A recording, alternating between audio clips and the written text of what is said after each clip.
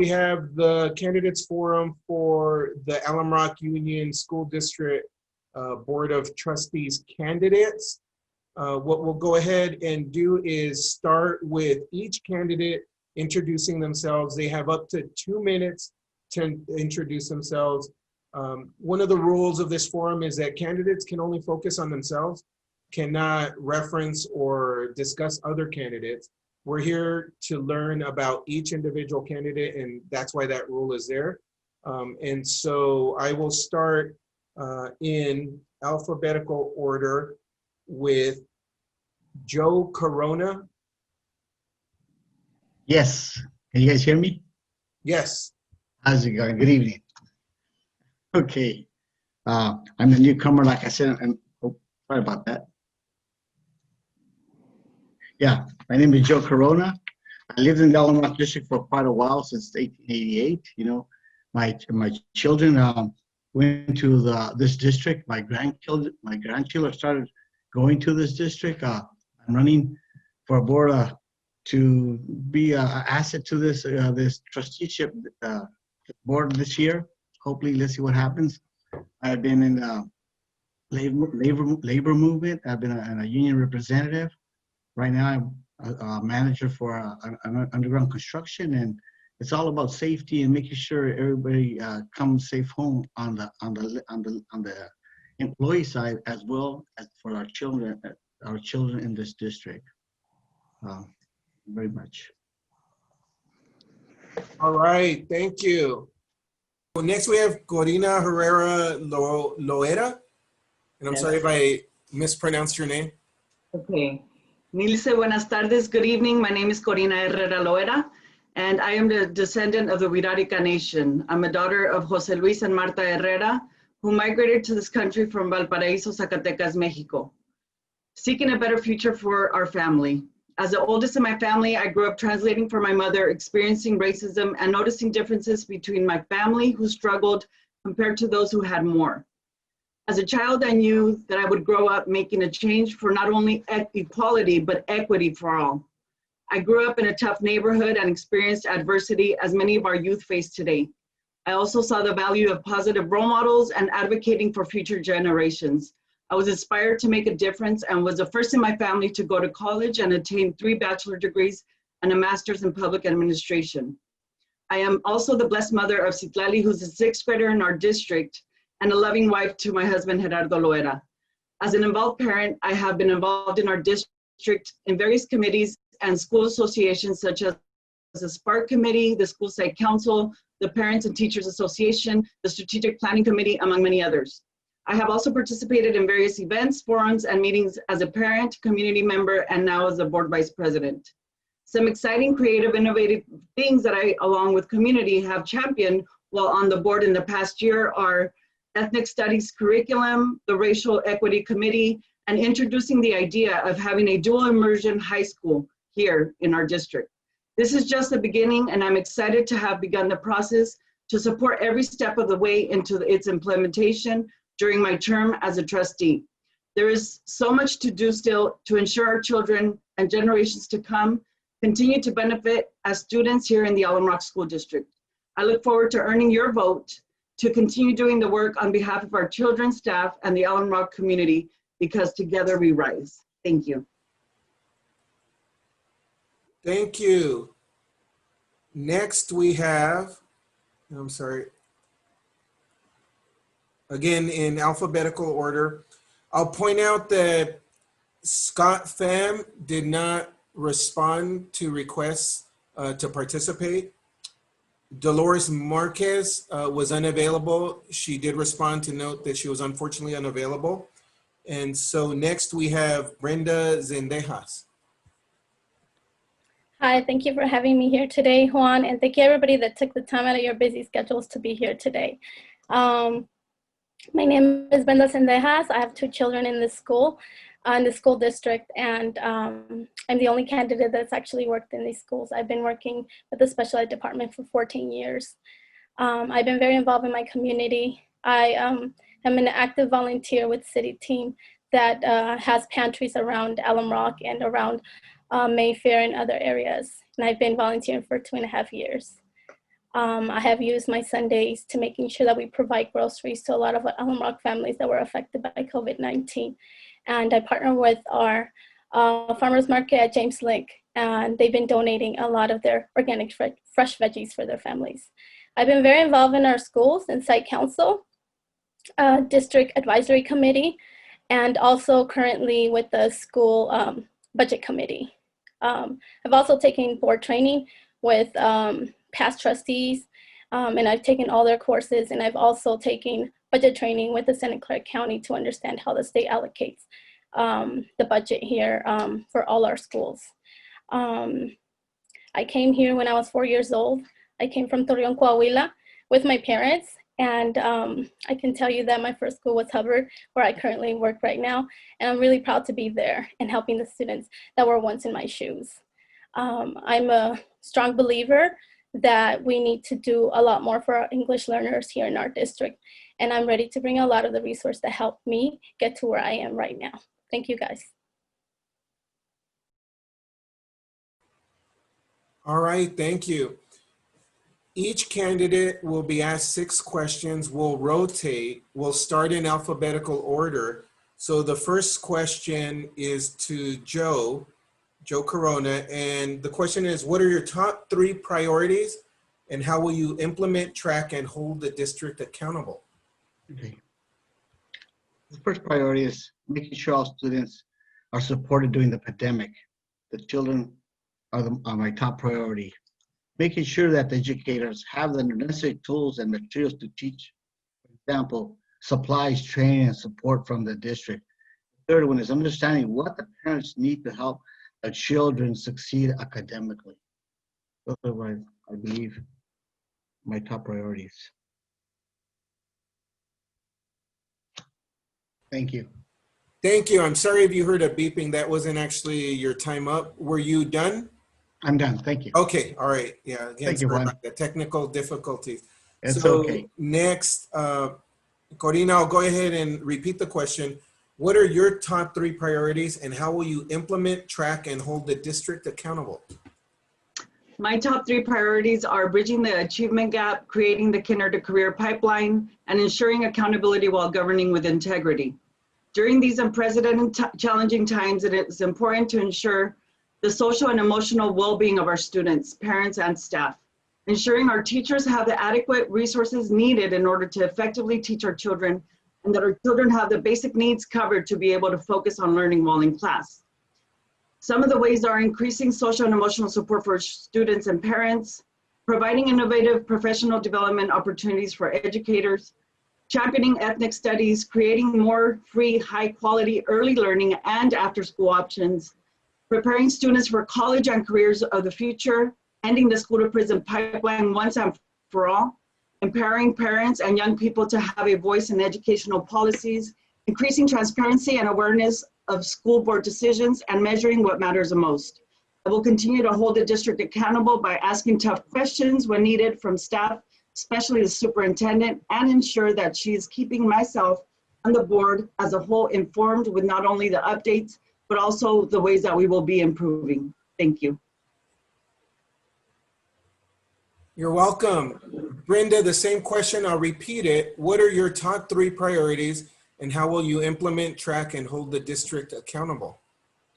So my top 3 priorities would be the budget and accountability, social emotional well-being, and our school safety. I'm sorry, I'm reading because so in order, I think in order to implement, give me 1 second, I lost myself. Okay, the prioritization of our school budget analysis impacts on every decision that needs to be taken within the budget. Our focus as board members should be bringing funds and partnerships into our schools. In order to implement and track this priority, we need to work together as a board alongside the superintendent, implementing innovative ways in which we can track all expenses as a district. I want our parents and community to have a transparent process and accessibility to where our children's money goes, and making sure and ensuring that it goes directly to their education. For social emotional well-being, with everything going on with COVID-19, I think that we need specialist counselors, mental health to support our children. We're going through a lot, especially our middle school children and our little ones. And we need to do a better job. Our special ed students as well. I think that's one of my priorities because they are also in need of a lot of support, especially for the parents.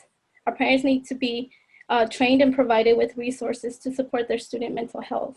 I want to see more implementation when it comes to children having a one-to-one check-in with the mental specialists or counselors. This shouldn't be our teachers because our teachers' job is to educate.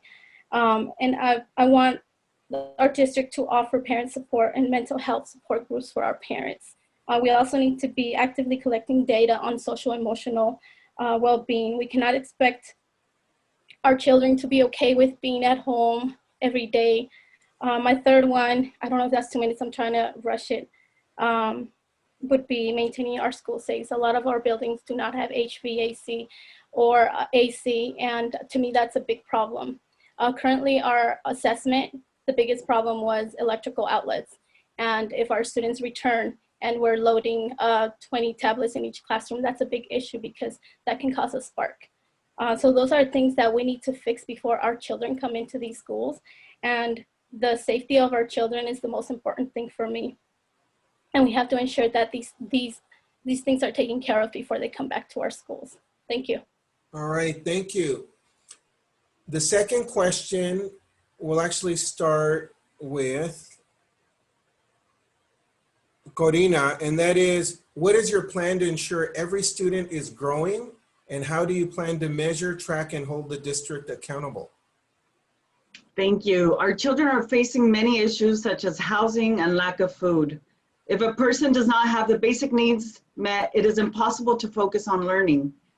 In addition, if a family is experiencing stress, then it is inevitable for that stress to show up in many other ways, such as violence, crime, etc. I have always supported enrichment and intervention programs.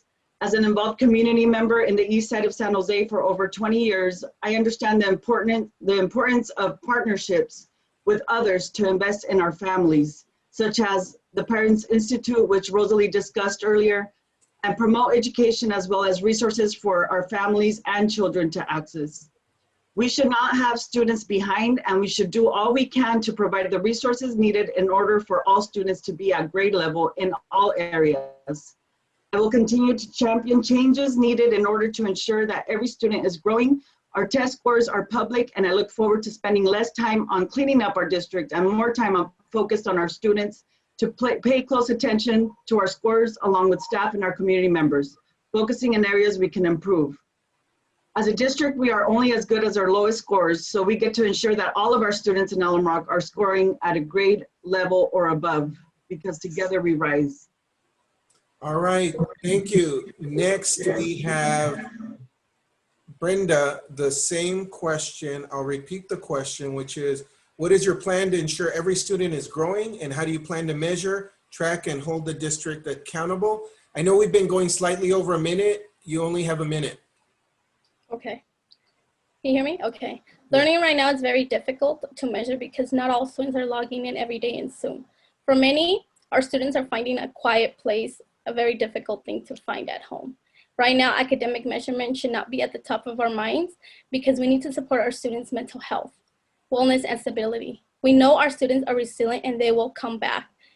We need to support their mental health and well-being, implementing programs that support their social, emotional, and mental wellness, and creating a school culture in which they are safe. Academics right now are not going to reflect the full potential of our children because there's so many factors right now that our students are going through. And one of them could be lack of food, domestic violence, or homelessness. We know that a student is not able to learn and they'll not be able to retain new knowledge if they're experiencing trauma. Our students need to have the resource available to them when it comes to social emotional wellness to strengthen their academics. And I believe that we can do it. We can offer programs to support them, but we can't do that if their mental is not our top priority right now. Thank you.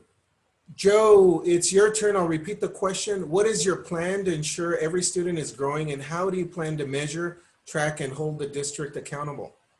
I think we need to hold meetings with principal, vice principal, and educators, monitor the test scores and grades and the spending, and also I believe more meeting with parents so we can understand how they view their children and their progress, you know.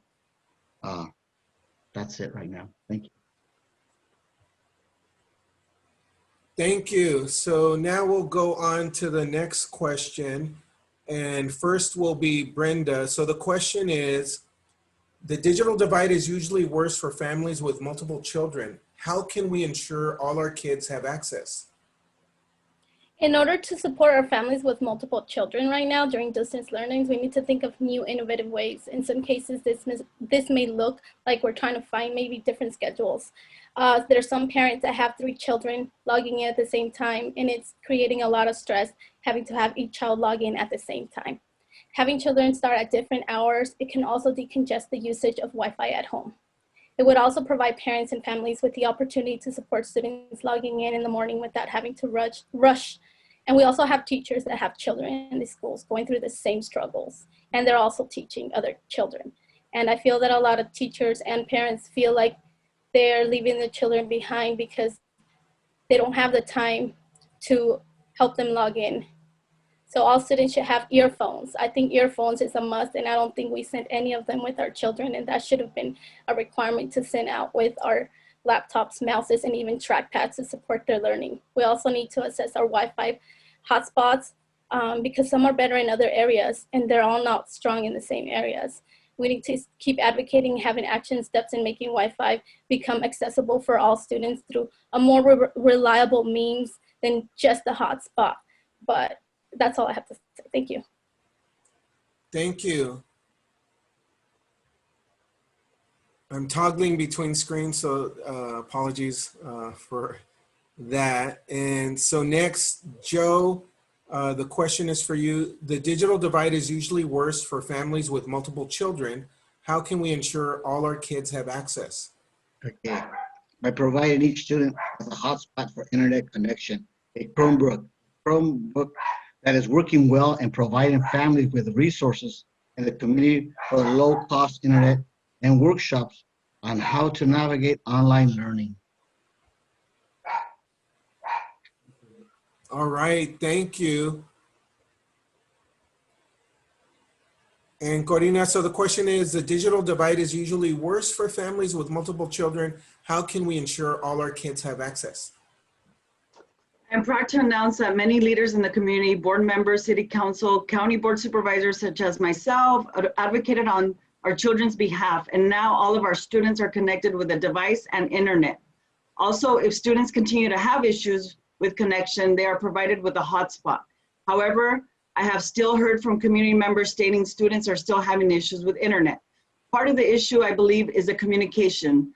I have followed up with the superintendent to ensure that we as a district are doing all we can to communicate with parents, students about the support available, as there are resources for 100% of our students to have access and be connected.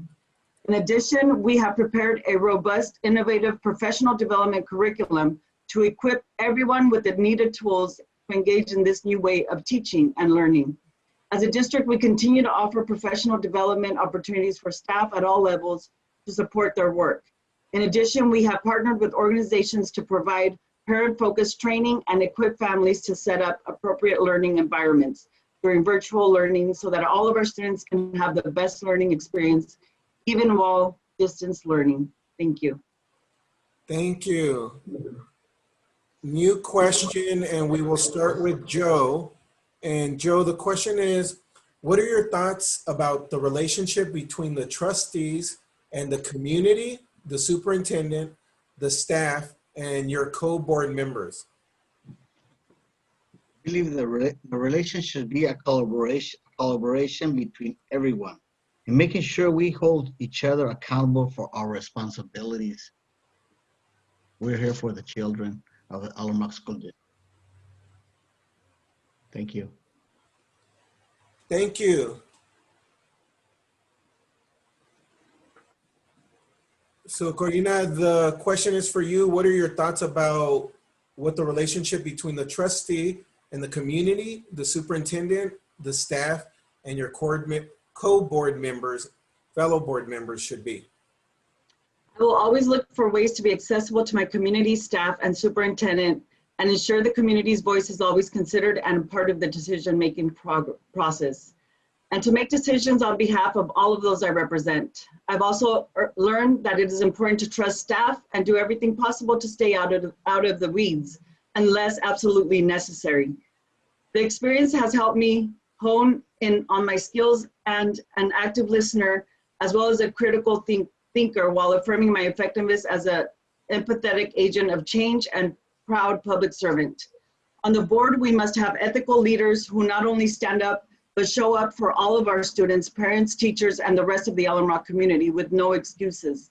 We must understand that the needs of our community and also take the time to build meaningful connections with stakeholders that have our children's best interests in mind. We should always be prepared with well-informed thoughts and opinions and also open to others. We must be able to listen to one another with respect, even if we disagree, and at the end of the day, make decisions based on the best interests of our children, parents, teachers, and staff we serve, never for personal gain or while taking things personally. Thank you. All right, thank you. Brenda, the same question for you. What are your thoughts about what the relationship between the trustee and the community, the superintendent, the staff, and your fellow board members should be? I think it's really important to have a communication with our community. I think that we have to hear them out before going to any board meeting because they are the people that put us in these positions in the first place. So I think that as board members, we need to listen to the experts, the parents, right? When it comes to the children education, they know what their children need. With our superintendent, we need to have a clear and consistent communication and transparency. We need to make sure we hold ourselves and superintendent accountable to the community and the parents. We need to have an open communication and understanding the needs of the school. Transparency and constant open communication is a two-way street hearing the superintendent and trusting that she will be forward with the best decisions. With the staff, I think that falls under the superintendent's job, and we have to trust that she knows the needs of our staff members, but also we have to listen to our staff and make sure that our teachers and staff are taken care of and that they have access to the resources that they need to do their job. Co-boards, I think that we need to be professional and respectful, and we must remind ourselves the why we're there. We're there to collaborate as a board, and we're not there as an I. And we need to be able to get along regardless if we disagree and be able to do it in a respectful way. We will not agree on everything, and I agree with that. And we just need to be able to listen and find solutions that work for the students, teachers, and staff. At the end of the day, that's what we're there for. All right, thank you. New question. This is for Corina, and that is, what are your thoughts about charter schools? I know there are some charter schools that are doing a good job and some that need significant improvement. The enrollment in our district has decreased for many reasons: high cost of housing pushing many of our families out in San Jose, and students also enrolling in charter schools.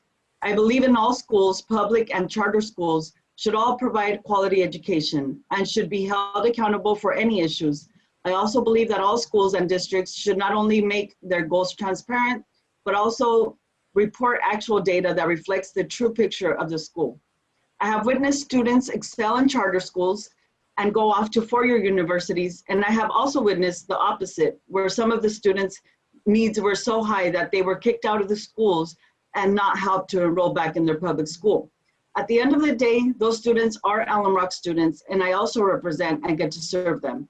I will continue to advocate for all of our students in our school district. I want to make it clear that as a board vice president, I will continue to advocate for funds to come to our public schools. However, I want to make it clear that I support parents in making the best decision for their children when enrolling them in either a public school or a charter school, as parents know what is best for their children. Thank you. All right, thank you. And same question for Brenda. What are your thoughts about charter schools?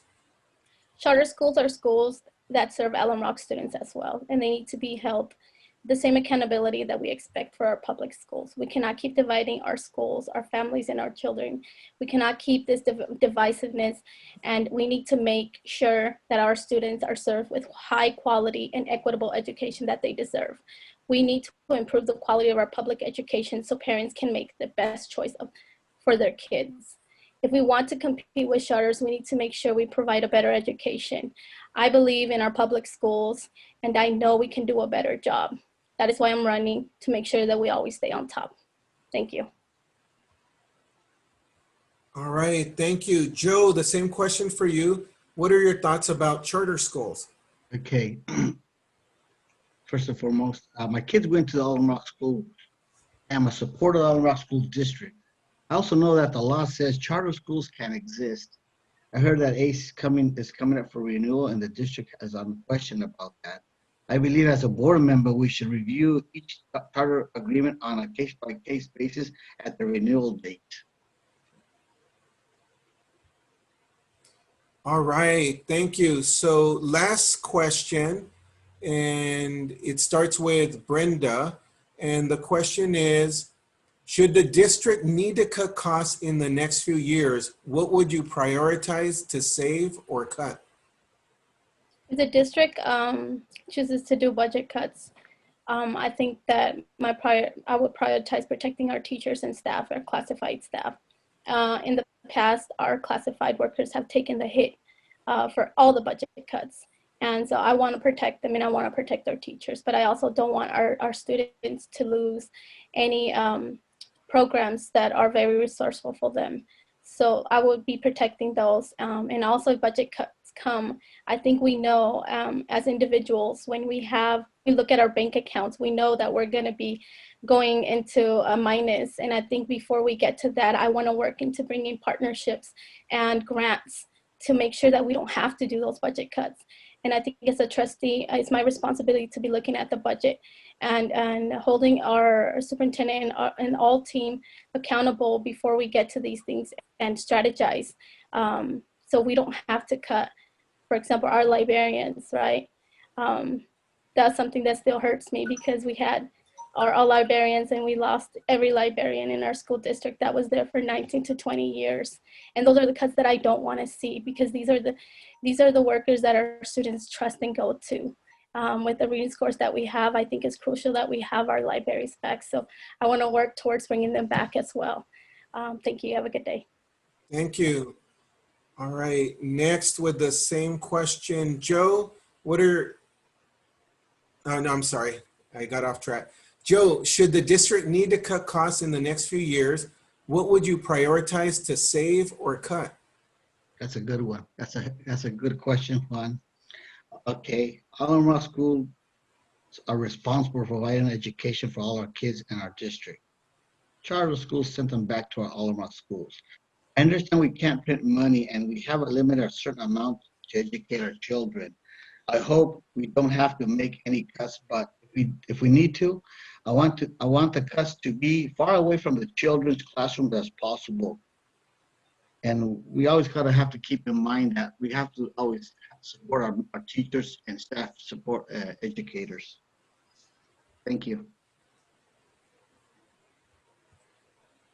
Thank you. And